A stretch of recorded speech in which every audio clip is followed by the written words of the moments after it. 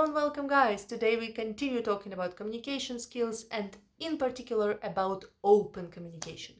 It's one of the most wonderful skills you can have for success of your relationships and just for your internal peace and happiness. You know that most of our happiness depends on our relationships, so it's really important.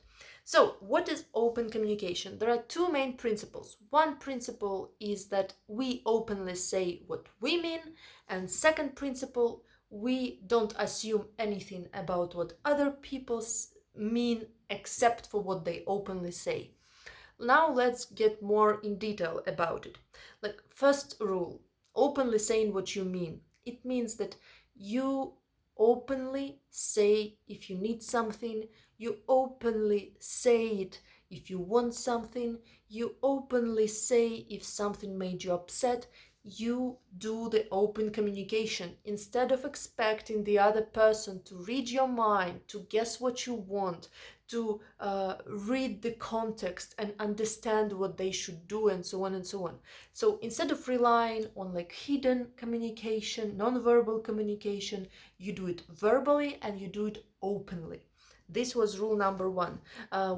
Someone might say that, oh, this sounds selfish. How can you just demand what you want and so on? No, it's not. It's not selfish, because even when you use an open communication, it doesn't mean that the other person cannot say no. They can say no, I don't want that, and suggest something else. It's completely up to them.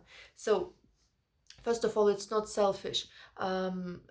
Also, this kind of open communication is wonderful to prevent any kind of manipulation or passive aggression, or this kind of hidden emotions, hidden motives in your relationships.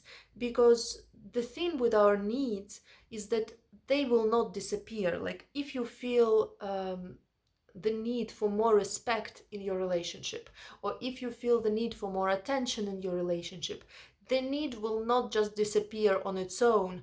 If you do not state it openly, it will try to satisfy itself through hidden ways, like through manipulation, through passive aggression, through different kind of, like unpleasant game in your relationship. And this can be really harmful in your friendships, relationships, family matters, even job, and so on and so on. So it's much more productive to use open communication instead of leaving this breeding ground for different kinds of manipulation.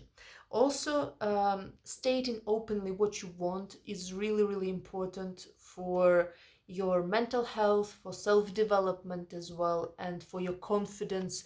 It's really important to understand what you yourself want, because many people, they have some emotions like, oh, I don't feel loved enough, or they don't respect me, and some kind of assumptions like this. But when you ask them, but how do you actually want to be treated, they cannot even put it into words. And this is where open communication is needed.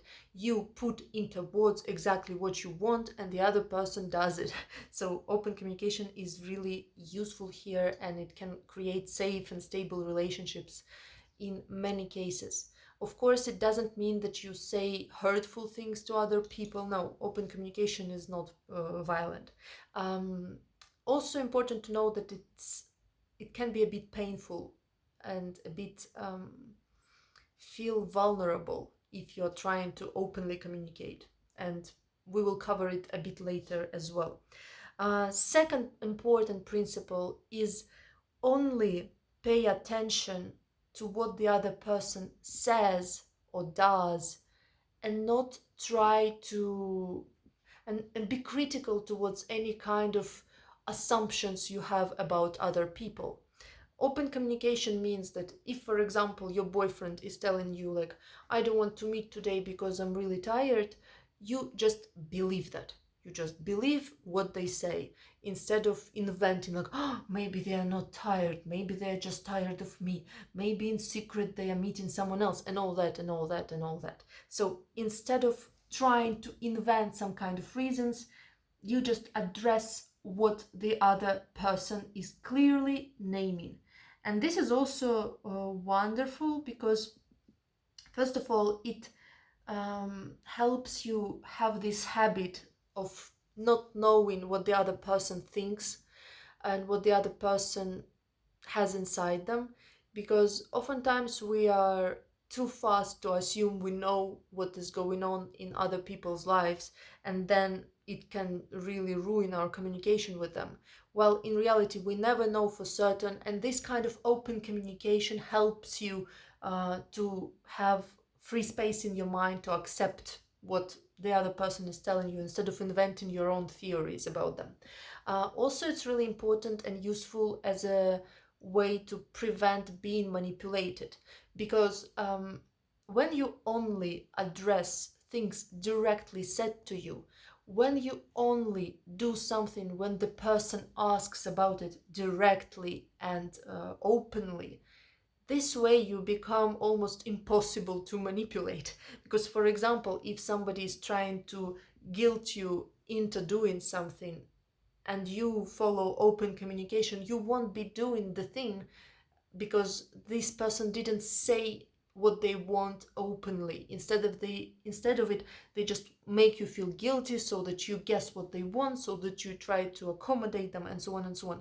So only seeing what the other person is saying openly and ignoring all the rest is really wonderful. And it's important to know that it is not your responsibility to guess what the other person wants. It's not your responsibility to be, like a mind reader for them. It's not your responsibility to understand why they got upset and so on. It's their job to convey their emotions, their needs, their requests openly to you. And if they don't do it, it's their responsibility. So you can relax and just pay attention to things that people say directly. And this way, you also condition people around you that in order to have fruitful communication with you, they need to be open and direct and not play any manipulating games. So, this is what we know. And what is also important here is not to,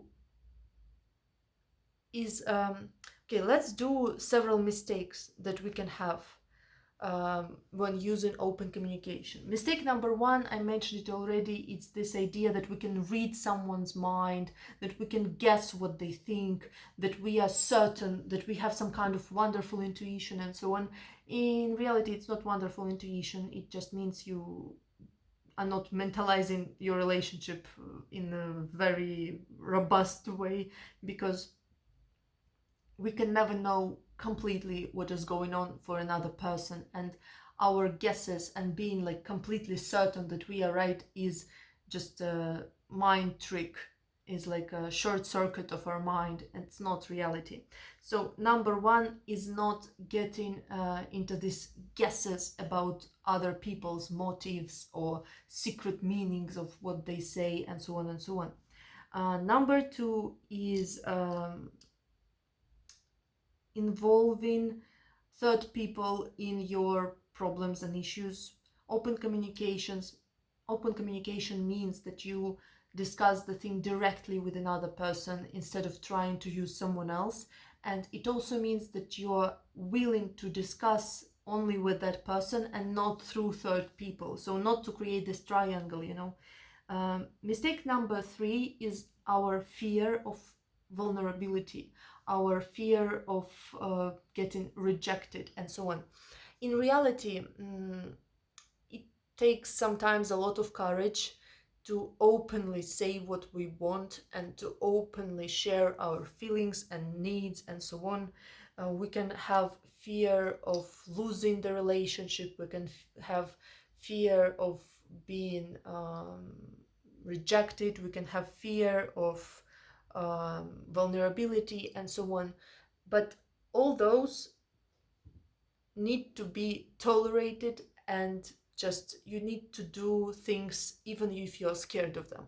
So in order to have wonderful relationship, you need to abandon your fear and be courageous and do things that are scary for you. And for that you can use my technique called Towards Discomfort. It's in behavior change playlist, so you can check it out. And what is also important is that Oftentimes we're scared to get rejected because of the way we interpret um, a no from other person. In open communication, we have as principle that we always accept a no, and no is completely normal answer, and it doesn't mean anything bad about you or about other person or about your relationship. So I encourage you to change your interpretations of denial or of a no in your communication. You can do it using basic cognitive skills, intermediate cognitive skills. Like, for example, you have an idea that if the other person says no, it means I am humiliated or something like that. And you change it that no, if the other person says no, it just means they feel comfortable and open enough with me and we can discuss other solutions. So yes, and this leads us to fourth mistake is not respecting a no. Open communication doesn't mean that the other person always agrees with what you said or that you have to agree with what they say. On the contrary, it means this freedom to say no and to say no, I don't want it. And actually, this freedom to say no is one of the key ingredients to happiness of your relationships, because if the other person feels unable to say no, they might force themselves to do things they don't want and then feel um upset about it and kind of irritated with you if they see it as you forced them, and so on and so on. So saying a no in relationship is so important. It just creates a very comfortable environment, and when you know that in your relationship it's completely normal to say a no, then if the other person says yes, then you're completely certain, like, yeah, they really want it, and you don't have to feel like you are forcing them to do something. So a no is really important skill, and also extremely important if you are, for example, having children. It's really wonderful if in your family you can have this opportunity to say no, and this teaches children that they can do it, because so many adults have problem with just saying a no to other people because they was shamed and guilted for this in their childhood. So, and also, even if you're an adult, if you can say no in your intimate close relationships, it will be much easier to say no in all other relationships. Okay, so this we discussed. Next one, next mistake is asking not for what you actually want and not for what actually would make you feel better or happier and so on, but for what is accessible, or for what is that you have to want. Like, for example, you actually want your partner to go on a hiking trip with you, but you didn't give yourself time to think about it, and instead of it you saw that, oh, other girls get flowers, I want flowers, this kind of like just adapting to what other people want and thinking like, oh, I must want this. Or another example, thinking in advance like, oh, why would I ask them to go on a hiking trip with me? They would never agree, so you never even ask. And we oftentimes make these mistakes, like when we avoid asking for some opportunity and we never get it, even if the other person maybe wouldn't say no, but we already assumed it in advance, we kind of lost in advance. Or we never tell someone we like them because we are too scared to do so, and this way we are not pursuing a relationship that we might be happy in, and we might avoid getting into new contacts and friendships because we think it's not accessible for us. So this thing of asking what you want and not kind of making it shrink towards, oh, but maybe it's not acceptable, maybe they will say no, and so on and so on. If they say no, then yes, you can discuss, you can adapt, you can make compromises and so on. But maybe they will say yes. So instead of asking what you should ask, or what other people ask, or what you think is accessible. Ask directly for what exactly you want, and maybe they will do it. Next important point is how to meet your needs in communication using open communication. Um, it's really useful exercise, because when you do it, you not only learn to communicate, but you learn to understand yourself much better and to articulate what it is that you want. And it helps you also feel like you are in control, and like your needs and feelings are predictable, and that you can satisfy them. Because oftentimes we have this issue that when we don't ask for what we want, when we don't use open communication, we feel that our needs are like enormous, immense, like an ocean, and it's never possible to meet them. Like we feel so lonely, impossible to feel not lonely, you know. But in reality, when we actually name concrete needs, and when we actually put them in concrete priorities and order of what we want, we start seeing that they are not unstoppable, that they are not huge, that actually it's pretty easy to meet them. So meeting our needs is really important, and it's really important to see how you can do that. um, so what I want to add here, how do we meet our needs? First of all, you formulate what you want, how you want it to be, and with whom. Because oftentimes it's also important, we might have a certain need related towards a particular person, so other people wouldn't meet the same need. And second step is make really concrete, really time bound, really measurable requests toward other person. Instead of saying I want to see you more often, say I want to see you 2 times per week. Instead of saying, oh, I want more attention from you, tell them I want you to do this and this and that. Of course, here we might end up a bit in this situation when, for example, two people have completely different love languages, completely different ideas of what relationship is, and you might find yourself teaching the other person every small single step of how to treat you. And this is a lot of work, and unfortunately, oftentimes it's women who do it, like kind of teaching their partner of how they want to be treated. And it's a lot of work that doesn't get paid for, unfortunately. So it's up to you to choose if you want to do this kind of work and invest your time to openly let the other person know how you want this and how you want that, and what is okay, what is not okay, or if you want to choose someone who's already fluent in all those things. Of course, it's normal to learn new things in every new relationship, and to have new compromises and new ideas of what the other person wants. But still, if you have someone who's completely underdeveloped in this emotional intelligence sphere, it can be really difficult. So you don't have to do open communication with someone if it's just too much work for you. You can find someone who's already doing the things without being taught. But yes, this is just a remark so that you don't fall in this pitfall of emotional labor. And there is this new term on the internet I like. It's weaponized incompetence. It's when children or men or even like co-workers on like different people pretend like they don't know how to do something, and force you to explain it in a very small detail, so that you finally feel annoyed and never ask it from them again. And this is also a thing, so pay attention to that, because yeah, it is related to our open communications topic.